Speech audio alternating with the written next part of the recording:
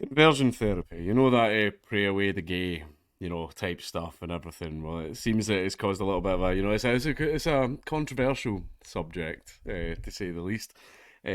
However, over 100 LGBT groups have quit the LGBT conference because of the British government's stance on conversion therapy. But we can get into that in a wee minute. Uh, More than 100 organisations have pulled out of the UK's first ever global LGBT plus conference over the government's stance on conversion therapy. The UK government had promised to ban conversion therapy, but last week decided to exclude conversion therapy for transgender people in the ban. Groups are now withdrawing from the government's Safe to Be Me conference. The government says it is going to look into how it can ban conversion therapy. The BBC understands the conference may even be scrapped altogether, with a decision on the future of the conference to be made this week. According to NHS England, conversion therapy tries to change someone's sexual orientation or gender identity, and this is usually done through therapy, treatment, meditation, all the other like foofy hoo ha stuff.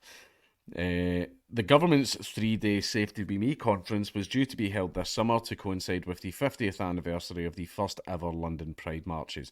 It was set to be the biggest event of its kind and was seen by many governments as a way for the Government Equalities Office, part of the government which oversees LGBT equality, to double down on its commitment to LGBT rights.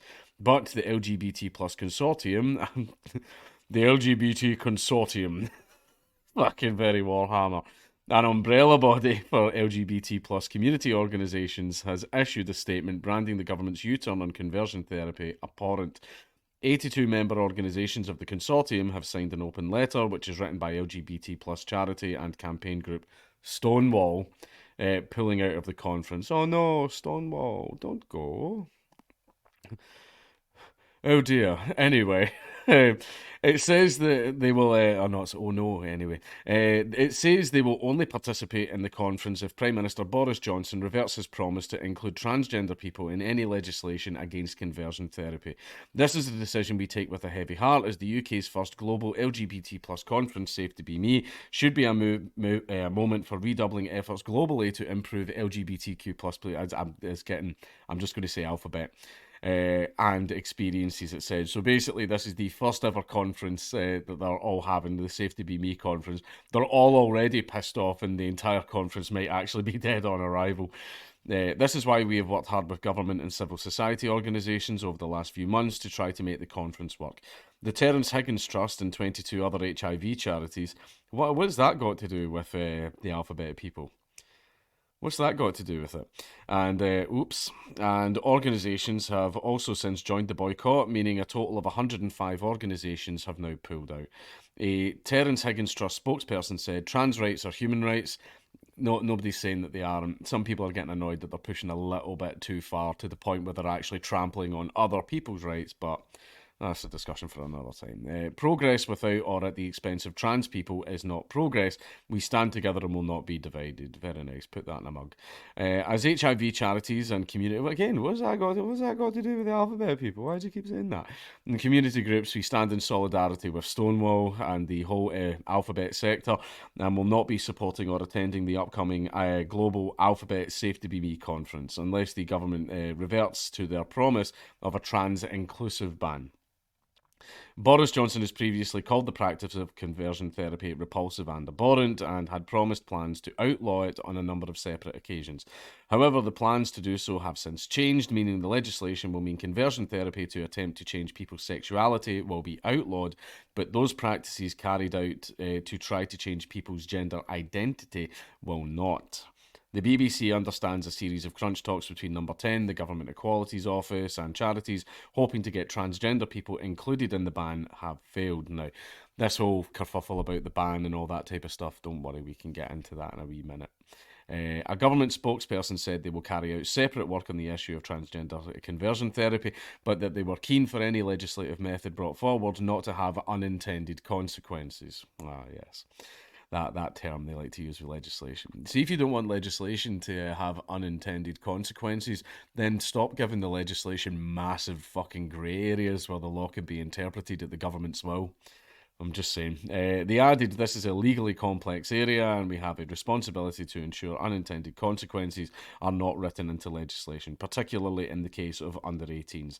A number of gender critical groups had fought for the ban not to include conversion therapy relating to issues of gender identity.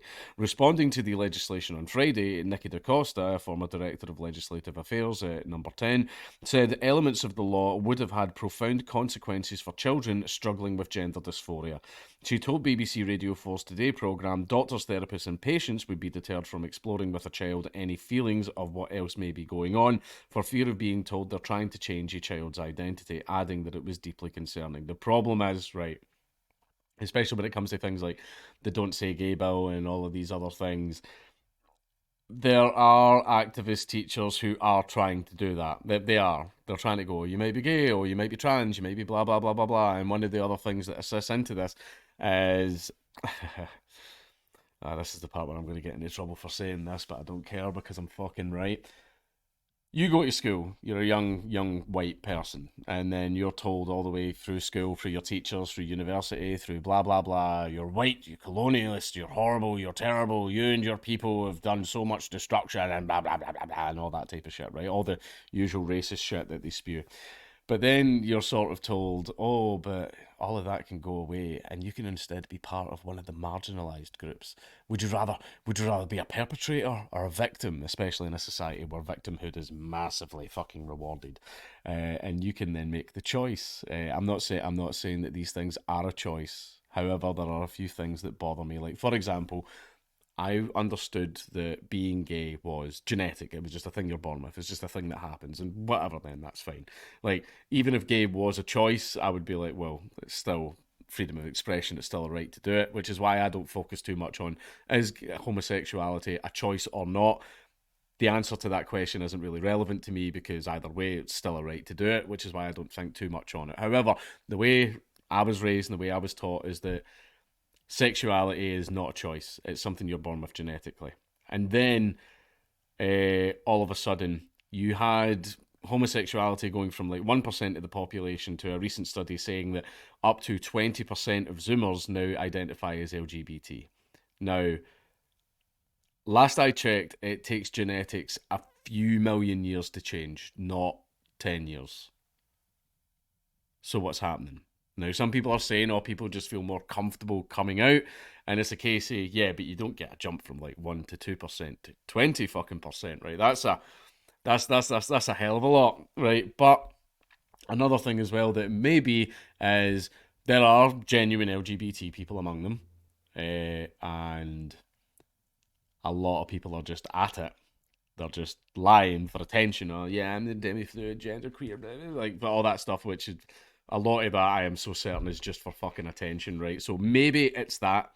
Maybe it is that, or maybe being gay is a choice. Maybe it is. I don't know. There needs to be some kind of explanation for it.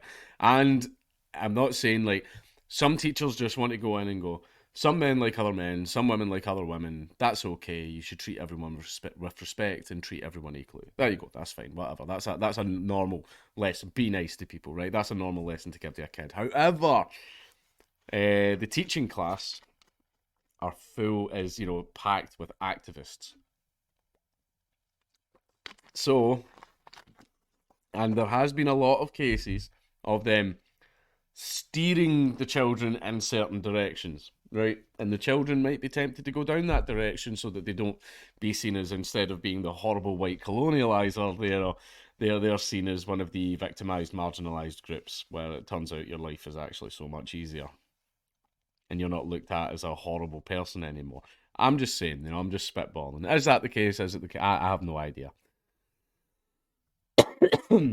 This is just something I'm observing from an outside perspective. Government insiders say it was seen as too complicated to avoid any unintended consequences with the legislation, which may affect teachers, parents, and therapists helping children who are struggling with their gender identity. The Welsh Government is now looking at legal advice to see what action it can take to ban trans conversion therapy, and there we are at the end of the article. Okay, now, as for actual conversion therapy itself, personally, I don't agree with it. I don't view something like, like homosexuality, like as a problem to be overcome. If there's certain behaviors or something like that, but that's not just LGBT, that's just like anyone. Um, Certain behaviors should be like, got rid of and all that, and like moved out of people, if your child's exerting, for example, violent or passive, or like lazy behavior or something like that, then yeah, that's something you should get out of them. But however, like the alphabet stuff, I'm not really too concerned with that. However, now, libertarian mindset now. Uh, if a company wants to offer a service of conversion therapy that a person can then willingly pay for and go into, then you have to allow it. You can't ban it, right? That is two consenting adults engaging in a transaction, right? That's the free market, baby, right?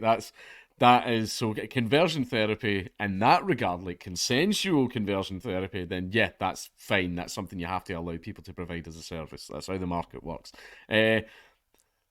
Putting a black bag over someone's head and then throwing them in a camp so that look at these tits, look at these vaginas.